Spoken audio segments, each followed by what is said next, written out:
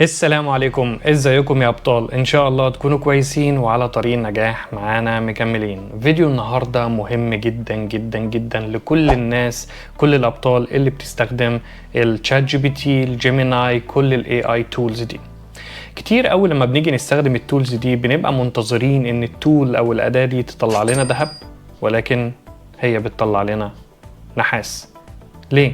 الموضوع ببساطة يا أبطال هو متعلق بالبرومبت اللي انت بتكتبه أو الأمر اللي انت بتكتبه. في فيديو النهاردة هنتكلم عن 6 عناصر مهمين لازم يكونوا موجودين في البرومبت، كأنك بتعمل أكلة لذيذة ما ينفعش يكون فيها عنصر ناقص.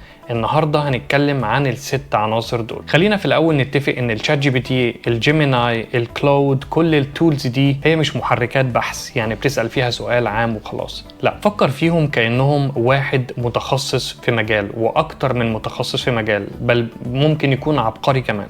فأنت عشان تعصره زي ما بنقول وتطلع أحسن ما فيه لازم تسأله السؤال بطريقة صحيحة.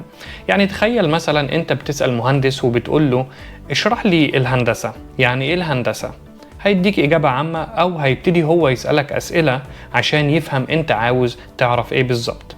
ولكن لو أنت سألت المهندس ده وقلت له ممكن تشرح لي الهندسة، أنا واحد عندي خبرة بسيطة في مجال الهندسة أو في الرياضيات وعاوز أعرف أكتر عن مجال الهندسة فيما يخص مثلا البناء أو هندسة الإلكترونيات. يعني الفكرة ان انت تسأل سؤال محدد. طب يلا بينا نتكلم عن ال6 عناصر دول. ايه هم ال6 عناصر؟ العنصر الاول هو التاسك، المهمة اللي انت عاوز تشات جي بي تي، خلينا نتكلم على الشات جي بي تي، ينفذها لك. المهمة يعني مثلا بتبتدي بتقول له اكتب، حلل، اشرح المهمة اللي انت عاوزه يعملها لك. العنصر رقم 2 وهو الكونتكست، السياق. يعني مثلا انت اللي بتكتب له البرومبت، مين، الموقف، الموتيف، لازم تديله تفاصيل كتير.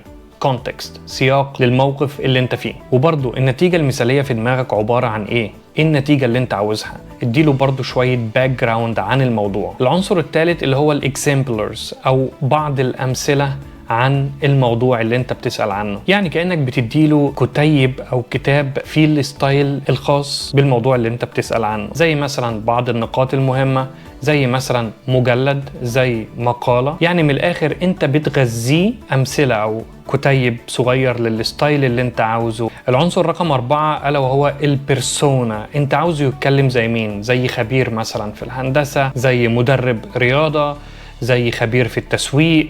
يعني انت عاوزه يتكلم بصيغة ايه؟ وممكن يكون باتمان لو انت بتكتب قصص مثلا اطفال، يكلمك بصيغة ان هو باتمان. النقطة رقم 5 وهي الفورمات او الصيغة بتاعت النتيجة. انت عاوز النتيجة تطلع لك ازاي؟ في شكل جدول، في شكل نقط، في شكل فقرة. خلي الصورة للنتيجة تكون واضحة في دماغك قبل ما تسأل شات جي بي تي يوضحها لك. النقطة رقم 6 الاسلوب. انت عاوز الاسلوب يكون رسمي ولا يكون مثلا ملهم، ولا يكون كوميدي فكاهي، ولا يكون حزين، ولا يكون رعب.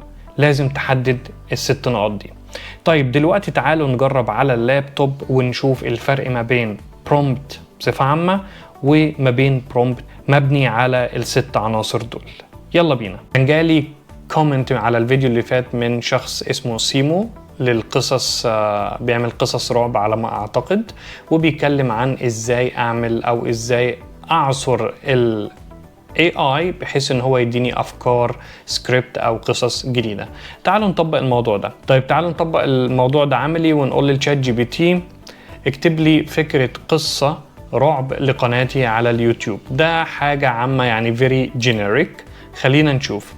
أكيد إليك فكرة قصة رعب فريدة ومثيرة تناسب قناة يوتيوب وتسمح لك بإنتاج حلقة مشوقة إلى آخره. عنوان القصة، النوع رعب نفسي، غموض، خيال علمي، المدة المثالية للفيديو. يعني إداك بعض الحاجات، إداك فعلا قصة، ولكن ممكن ما يكونش هو المناسب أو المتماشي مع القناة بتاعتك أو مع أسلوبك. طيب خلينا نستخدم ال6 عناصر.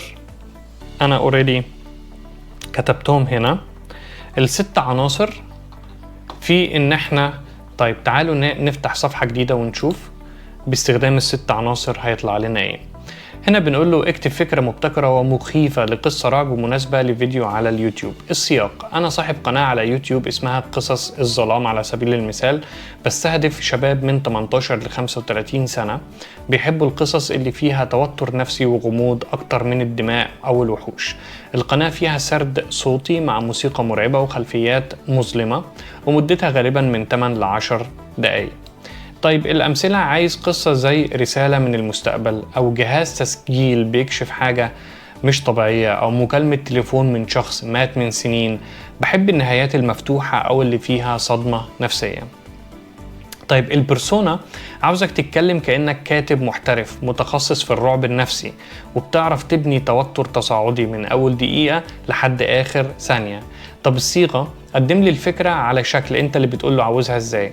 عنوان القصة، الفكرة العامة، الشخصية الرئيسية، اللحظة المفصلية، نهاية القصة. الاسلوب يكون غامض مشوق، يخليني متحمس وانا بقرأ، بس كمان واقعي كفاية ان اصدق ان القصة ممكن تكون حقيقية. طيب دول ال6 عناصر زي ما قلنا: التاسك، الكونتكست، الامثلة، الاكزامبلرز، البيرسونا، الفورمات، والتون. وهنا قلنا له اللحظة المفصلية اللي هي التويست، لازم يكون في القصة تويست. تعالوا نشوف هيدينا ايه. عنوان القصة: الرسالة الصوتية اللي بتعدل فيها اللي بتعدل نفسها. الفكرة العامة: شاب بيشتري جهاز تسجيل قديم من محل خردة عشان يستخدمه في مشروع بودكاست، لكنه بيكتشف ان كل تسجيل بيعمله بيرجع يتغير لوحده. واو، انا فعلا ابتديت اندمج، وكأن الجهاز بيعدل الرسالة عشان يقول حاجة تانية، حاجة هو ما قالهاش لكن تخصه جدا. الشخصية الرئيسية أدهم 29 سنة، كاتب بودكاست، يعني حاجة ترندي، انت فاهمني؟ الناس دلوقتي بتدور على البودكاست، فالناس هتبتدي تتخيل الموضوع كأنه فعلا حاجة قابلة للتصديق. مهتم بقصص الجرائم الغامضة، بيحب العزلة ومش بيثق في الناس بسهولة، بينام بصعوبة، وبيوثق يومياته صوتيا كنوع من العلاج الذاتي. اللحظة المفصلية التويست: بعد ما يسجل أدهم اعترافات صوتية عن حلم غريب بيتكرر فيه مشهد لجريمة قتل عمرها 10 سنين، بيرجع يسمع التسجيل ويلاقي صوته بيحكي تفاصيل دقيقة جدا عن الجريمة الحقيقية، تفاصيل عمره ما عرفها، وكأن في نسخة تانية منه جوه الجهاز بتكمل الكلام اللي هو بدأه. نهاية القصة: تحب اكتب لك السكريبت الكامل؟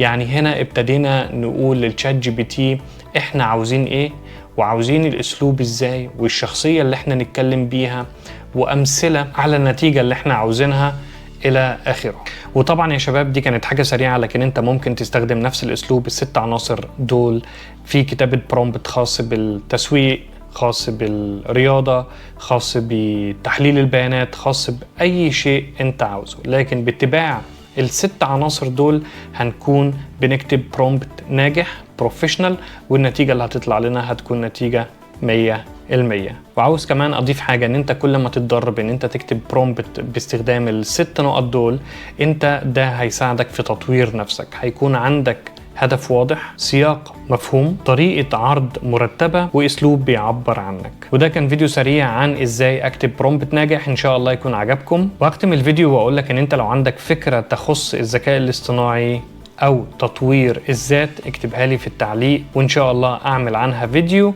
او هستخدم الذكاء الاصطناعي بحيث ان هو يديني افكار جديدة. ان شاء الله يكون الفيديو عجبكم، اشوفكم قريب ان شاء الله، مع السلامة.